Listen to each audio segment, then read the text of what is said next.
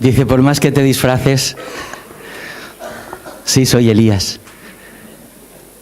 Pero durante un espacio de tiempo me vais a permitir que deje de ser Elías, para meterme en la piel de uno de los discípulos de Jesús, uno de aquellos pescadores que él llamó para ser sus discípulos.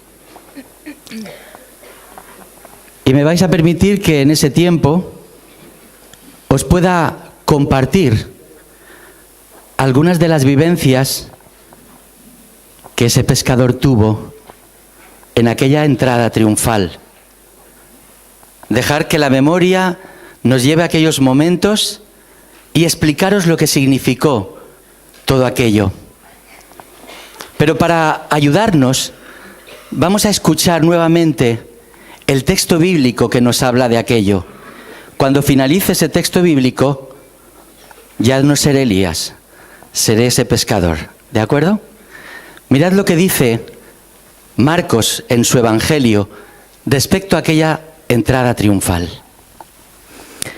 Cuando se acercaban a Jerusalén, junto a Betfagé y a Betania, frente al monte de los Olivos, Jesús envió 2 de sus discípulos y les dijo: Id a la aldea que está enfrente de vosotros, y luego que entréis en ella, hallaréis un pollino atado, en el cual ningún hombre ha montado.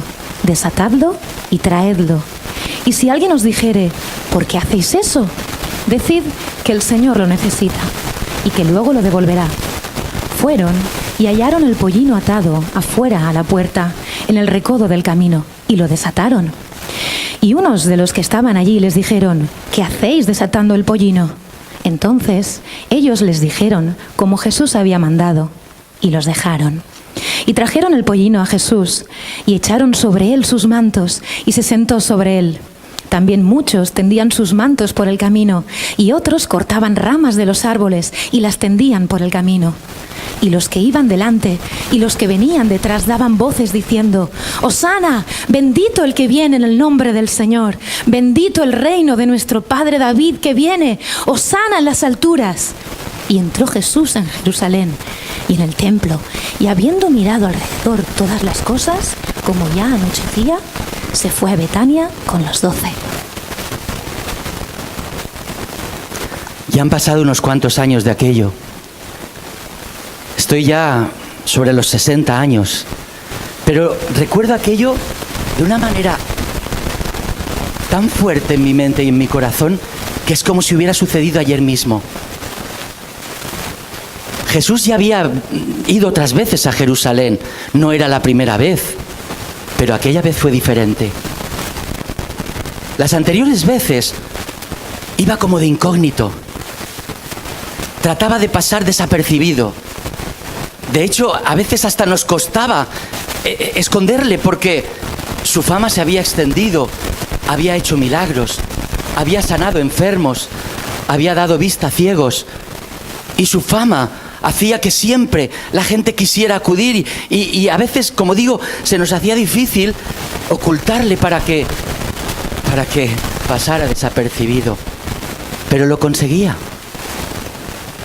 Sin embargo, en esta ocasión fue muy distinto. Él lo preparó todo de antemano para que aquella entrada fuera totalmente distinta. De hecho, a 2 de mis compañeros les dijo: id, entrad a esta aldea y allí pedid prestado un burrito que nadie jamás haya montado, para que yo lo monte y vaya a Jerusalén. ¡Wow! Menudo momento. En plena celebración de la Pascua, Jerusalén estaba atiborrada de personas. Aquello sí que iba a ser muy difícil de ocultar. Ni tampoco lo pretendía, porque aquella entrada iba a ser una entrada que pusiera de manifiesto lo que tantas veces él había dicho que no era el momento. Aquel momento en el cual todas las gentes tenían que reconocerle como el Mesías, como aquel Mesías que había sido profetizado. Aquella entrada iba a ser distinta, porque aquella entrada ya había sido escrita por el profeta Zacarías. Mirad lo que decía Zacarías. Alégrate mucho, hija de Sión, da voces de júbilo, hija de Jerusalén. He aquí, tu rey vendrá a ti, justo y salvador, humilde y cabalgando sobre su asno, sobre un pollino, hijo de asna. Aquella entrada iba a ser una entrada triunfal como la de cualquier rey que entraba en Jerusalén. Pero mirad, los reyes de la época entraban en un gran corcel, con un gran carro dorado, en el que después le seguía toda una comitiva de personas que traían los botines de la guerra, y todos lo celebraban por lo alto, por los grandes tesoros y las conquistas adquiridas por ese rey. Pero este rey era muy distinto.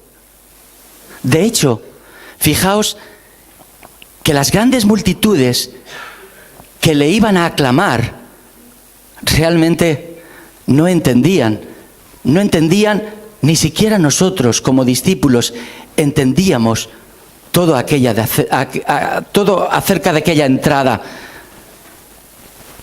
Para empezar, no entró en ningún corcel, entró en un borrico que nadie había montado. Esto ya es algo sobrenatural. No sé si sabéis que los borricos que nunca habían sido montados eran muy difíciles de domesticar.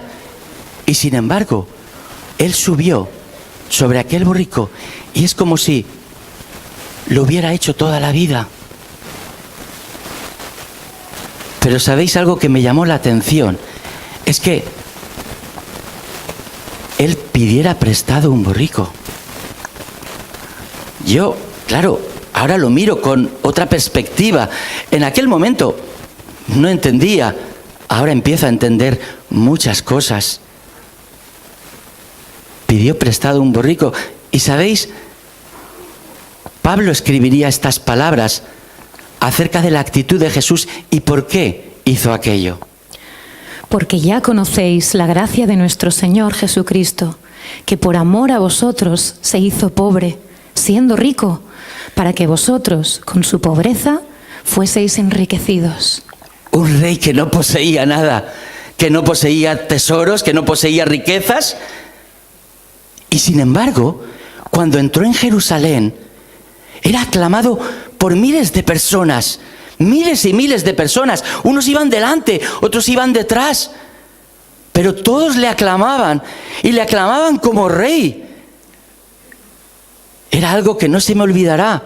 Aquel momento en el cual una multitud tremenda de personas quizás habían enterado de que días antes había resucitado un muerto, había resucitado a Lázaro.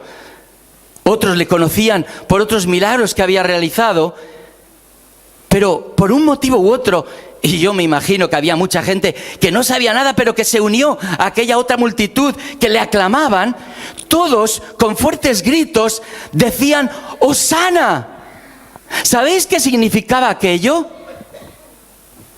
Que la salvación venga ahora. Porque, ¿sabéis? El pueblo estaba necesitado de aquel Mesías que había sido prometido en el Antiguo Testamento y que iba a libertar al pueblo. Y la gente estaba enfervorecida. ¡Hosana! ¡Hosana! ¡Hosana! Bendito sea el que viene en nombre del Señor. ¿Sabéis? Esas palabras ya estaban escritas en uno de los salmos. Oh Jehová, sálvanos ahora, te ruego, oh Jehová, que nos hagas prosperar ahora. Bendito el que viene en el nombre de Jehová. Desde la casa de Jehová os bendecimos. Y ese que venía en nombre de Jehová, en el nombre del Señor, era Jesús, el Mesías. Claro, no era de extrañar que las multitudes le aclamaran y que le proclamaran como ese Mesías. Claro, eso hizo temblar a más de uno. Empezando por los religiosos líderes de la época, que en cuanto escuchaban aquellas multitudes que le estaban aclamando, se dirigieron directamente a él y le dijeron: di a esas gentes que callen, que no digan nada. Pero el maestro les dijo: mirad, aunque estas gentes callen, las piedras hablarán. Porque lo que estaba sucediendo allí era algo que Dios tenía planeado desde el principio de los tiempos. Y no importaba lo que pudieran hacer aquellos religiosos, ni siquiera los temerosos romanos, que tenían miedo de que aquello se les fuera de las manos y que esa paz que ellos habían mantenido a base de un fuerte ejército se viniera abajo por una rebelión de todas aquellas gentes. ¿Sabéis? Algo que me llamó la atención es que cuando Jesús llegó a Jerusalén y entró como rey, no fue a donde todos hubieran esperado que fueran, es decir, al palacio del rey, porque su reino no era de este mundo, porque sus riquezas no eran las de este mundo. Él se dirigió al templo. ¿Sabéis? En el Antiguo Testamento, cuando el pueblo de Israel salía de Egipto, llevaban aquella tienda gigantesca de campaña que la constituían como templo donde estaba la presencia de Dios. El trono de este rey estaba en el templo. Y ahí fue donde se dirigió. Sin embargo, también me llamó la atención que a pesar de que todos estábamos fuera de nosotros, celebrando aquella entrada triunfal, celebrando al Rey de Reyes, al Señor de Señores, a él no se le apreciaba muy feliz en aquel momento. Todo lo contrario, su semblante reflejaba tristeza. De hecho, oró, porque sabía que a pesar de que aquellas gentes le estaban aclamando, en el fondo no sabían demasiado qué estaban haciendo. Claro, ellos celebraban la venida de un Mesías, de un libertador que, según lo que ellos tenían en su mente, y también nosotros, pensábamos que nos iba a librar del ejército de Roma. Pero no fue así. No fue así. Por eso no es de extrañar que días más tarde aquellas gentes que estaban gritando «Hosana, bendito el que viene en el nombre del Señor», pasaran a gritar «Crucifícale, crucifícale». No era de extrañar, porque no cumplió las expectativas que aquellos tenían. Ni siquiera nosotros lo entendíamos. De hecho, cuando pasó aquello, también nosotros nos fuimos, escapamos, teníamos miedo. Tampoco nuestras expectativas habían sido cumplidas. Pero no adelantemos acontecimientos. Quedémonos en aquel momento, en la entrada triunfal, en esa entrada especial. Es cierto, las multitudes no lo entendían. Los sacerdotes no lo entendían. Nosotros, sus discípulos, tampoco lo entendíamos. Pero aquel era un momento especial. Fijaos si es especial que en los 4 evangelios aparece narrada esta entrada triunfal. Cuando en la palabra de Dios algo aparece 4 veces, es importantísimo. Por eso no podemos olvidar el significado de aquella entrada. Entraba triunfante el Mesías, el Rey de Reyes, el Señor de Señores. Pero como digo, un rey que rompió todos los esquemas. Un rey que hacía las cosas totalmente distintas a como estábamos acostumbradas. La verdad es que una vez más lo consiguió. Una vez más rompió nuestros esquemas. Porque mirad, no era la primera vez. Jesús había roto nuestros esquemas tantas veces que ya creo que nos habíamos acostumbrado a ello. ¿Cuántas veces rompió nuestros esquemas? De hecho, a ver, yo veo por aquí muchos niños. Les voy a pedir a los niños que vengan aquí delante. Venid un momento. Venid, rápido, rápido. Los que estáis vestidos y los que también no estáis disfrazados. Venid todos, venid. Venid, corre, rápido. Porque os quiero contar algo que rompió nuestros esquemas. Sentaos por aquí delante. Todos aquí delante. Os voy a decir algo que a mí me rompió los esquemas cuando yo como discípulo, iba a su lado. ¿Sabéis? Él nos había hablado... Uy, aquí me faltan muchos niños. Mirad, Él nos había hablado muchas veces del reino de los cielos.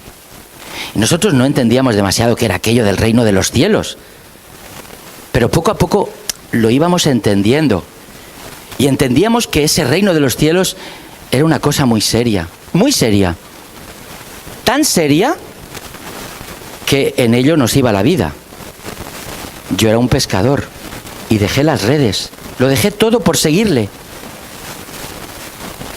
Pero, ¿sabéis? Él rompía todo lo que nosotros teníamos pensado. De pronto, Él nos daba un enfoque totalmente distinto.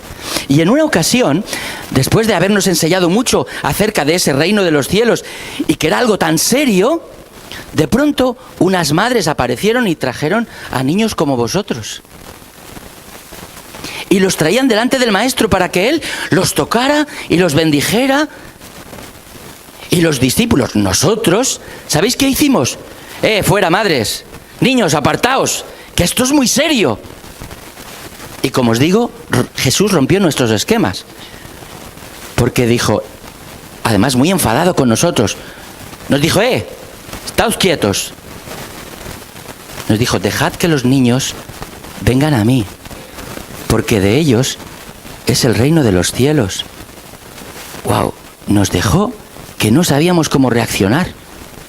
Enseguida nos paramos, no hicimos nada y dejamos que Él siguiera bendiciendo a niños como vosotros. Y a mí me hizo pensar, de los niños es el reino de los cielos. ¿Por qué de los niños? Después ya lo entendí. Porque los niños no sois tan complicados como los adultos. Sois más sencillos. Y tenéis un corazón mucho más limpio. Entendí muchas más cosas. ¿Sabéis? Siempre nos rompía los esquemas. Una vez íbamos rodeados de miles de personas que iban a escucharle, porque estaban siempre pendientes de lo que dijera Jesús. Era tantas cosas y tan importantes las que decía, que miles de personas le seguían. Y una vez íbamos rodeados de miles de personas que nos veíamos totalmente desbordados. Y se empezaba a hacer ya un poco tarde. Y le dijimos a Jesús, bueno, Jesús, ¿por qué no les envías de vuelta a su casa? Porque se va a hacer de noche, no tenemos para darles de cenar y tal. ¿Y sabéis lo que nos dijo? No nos dijo, id a Mercadona, no. Nos dijo, dadles vosotros de comer. ¿Nosotros? Pero, ¿dónde íbamos a sacar nosotros tanta comida? Pero, si no teníamos para dar, ni siquiera casi para nosotros. ¿Cómo íbamos a alimentar a miles de personas que venían detrás? Y ¿sabéis? Un niño, nuevamente un niño, trajo delante de él lo que tenía. Apenas 5 panes y 2 peces. Y se produjo el milagro. De pronto, les hizo sentar a todos por grupos y empezamos a pasar las canastas con pan, con peces, y aquello se multiplicó de tal manera que al final sobraron cestas. Mirad, ahí hay una toda llena de pescado. Sobró alimento. Tantas veces nos sorprendió que nos dejó boquiabiertos en todo momento. Bueno, os voy a pedir que volváis con vuestros padres, no sea que digan, ¿qué ha pasado con mi hijo? ¿Se habrá perdido entre la multitud? No le voy a encontrar.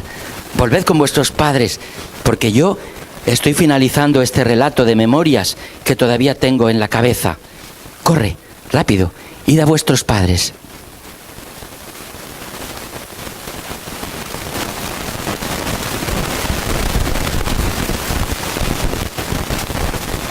Solo 2 momentos que rompieron nuestros esquemas, pero hubo tantos. Mirad, yo recuerdo cuando por primera vez le vi, y yo estaba allí haciendo mi trabajo, remendando aquellas redes. Y se presenta así, sin más, y me dice, ven y sígueme. Mirad, yo no sé cómo lo dijo. Yo no sé explicaros la mirada que proyectó sobre mí. Lo único que os puedo decir es que no tuve dudas. Y aquello representaba un cambio profundo en mi vida. Imaginad, me había dedicado toda la vida a la pesca. Y en ese mismo momento y con 2 palabras, pretendía que yo lo dejara todo y le siguiera. Pero yo no sé qué vi en él. Y cómo una vez más rompía los moldes, porque los maestros de la época no iban escogiendo a sus discípulos. No, al revés, los discípulos iban detrás de los maestros para que los maestros dijeran, bueno, sí, tú eres apto, ven y sígueme. No, fue al revés. Él fue el que nos llamó a nosotros. Él lo dijo y nos lo dijo. No me elegisteis vosotros a mí, sino que yo os he elegido a vosotros. ¿Y qué vio en nosotros si no éramos los más preparados? Precisamente nos dedicábamos a la pesca porque no éramos buenos estudiantes, no conocíamos en profundidad la ley. ¿Qué vería en nosotros? ¿Quizá un corazón dispuesto?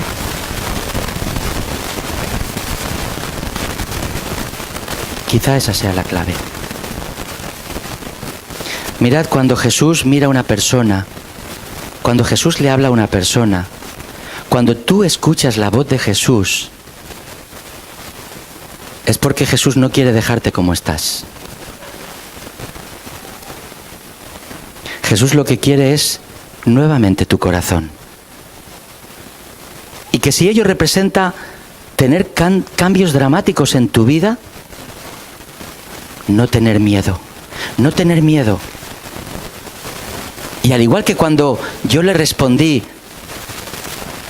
siguiéndole, cuando yo recibí aquella voz que me dijo, ven y sígueme, y sin dudarlo lo hice, la palabra dice, si escuchas hoy su voz, no endurezcas tu corazón. Es decir, no te cierres a lo que Él te diga, sino abre tu corazón y síguele. Y deja que Él vaya moldeando tu vida. Sabéis, yo en aquel momento, en aquella entrada triunfal, como os digo, no entendía nada, pero lo entendí más tarde. ¿Sabéis lo que entendí? Entendí lo que significaba que su reino no era de este mundo.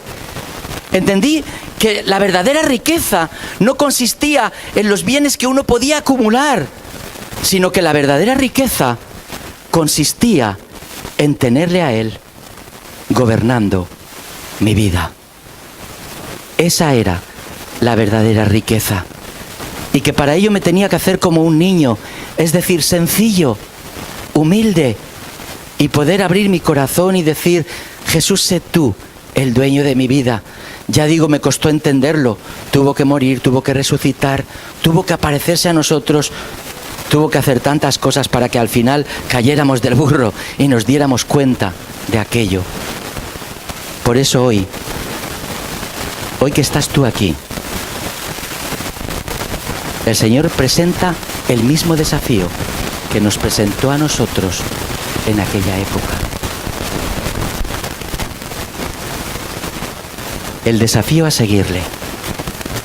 Pero no para hacer de nosotros esclavos, no para hacer de nosotros robots, no para que todos hagamos las mismas cosas y de la misma forma.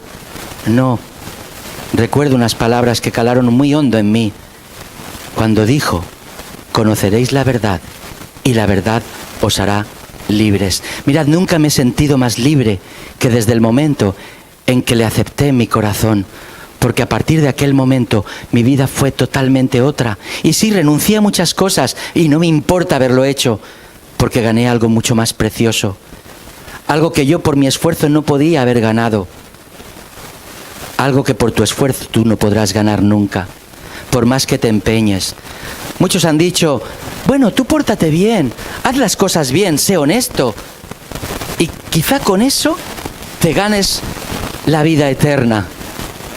Yo he escuchado muchas veces cuando una persona se ha esforzado y se ha esforzado tanto por otros que ha dejado casi prácticamente su vida, he escuchado decir a otros: te has ganado el cielo, como si eso fuera posible. No te vas a poder ganar el cielo, porque el cielo ya fue ganado. Y fue ganado por Él. Fue ganado por Jesús.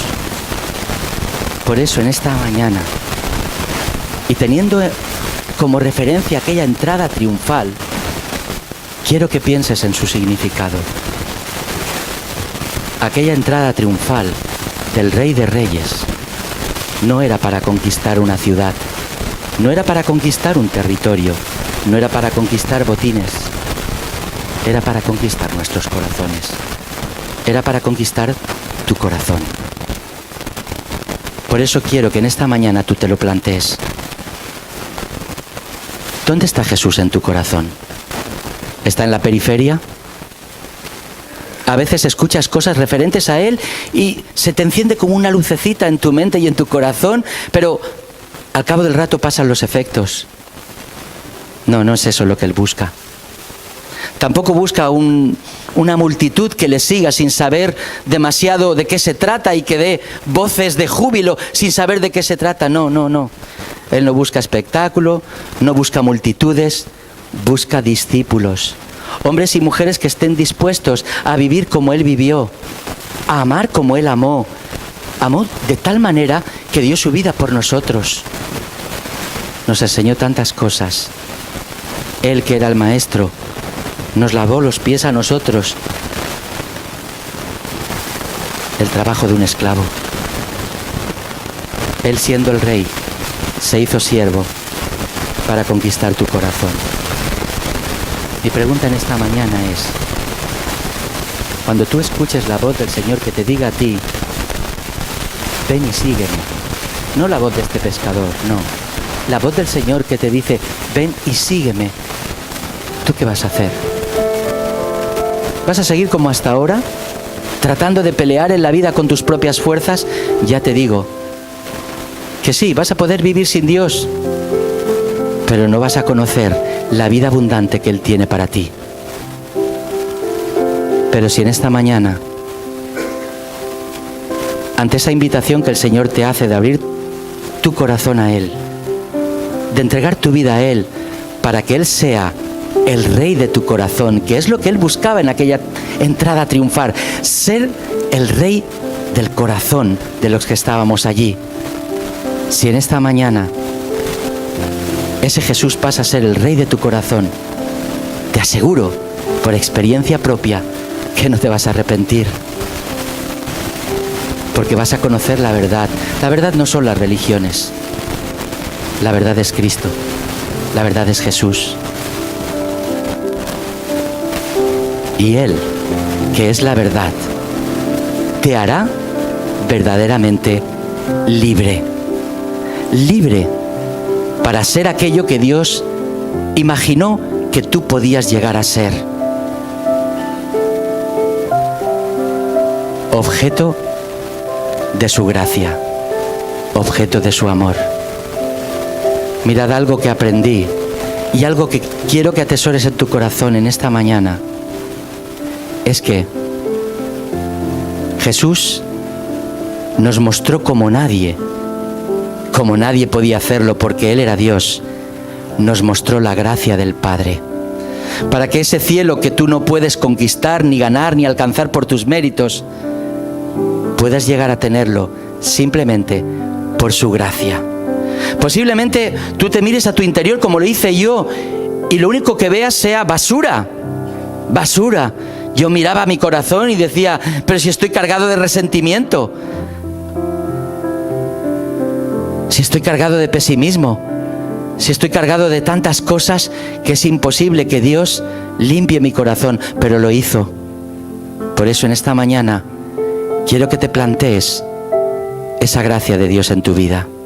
¿Qué harás ante su voz? Si Él hoy te dice, si tú estás escuchándole a Él, no a este pescador que te dice: ven y sígueme, ¿qué vas a hacer? La decisión es tuya. Pero créeme, Señor te llama. Yo te invito a que en esta mañana no le dejes pasar de largo. Como Él dice, no endurezcas tu corazón. Abre tu corazón, rinde tu vida delante de Él y te aseguro que tu vida va a cambiar. Como cambió la mía, como cambió la vida de millones de personas que hasta el día de hoy han abierto su corazón, siguen abriéndolo y siguen poniendo su vida a disposición del Maestro. Mirad, ahora vamos a escuchar nuevamente al coro y Él nos va a hablar de esa gracia. El coro va a cantar de esa gracia sublime. Gracia significa el recibir algo que no merecemos. Y hemos recibido su salvación sin merecerla. En tu mano está atesorarla o dejarla ir. Pero mi consejo en esta mañana es que no la dejes escapar. No dejes escapar la gracia de Dios. Atesórala en tu corazón. Deja que su gracia alcance tu vida. No importa lo borde que hayas sido. No importa las cosas terribles que hayas hecho. ¿Sabes? El Señor ha perdonado incluso a asesinos. Sí, algo que nunca nosotros hubiéramos perdonado, pero Él ha llegado a hacerlo cuando han sido capaces de rendir su vida delante de Él. Deja que Él haga de tu vida algo nuevo hoy. Que Dios os bendiga.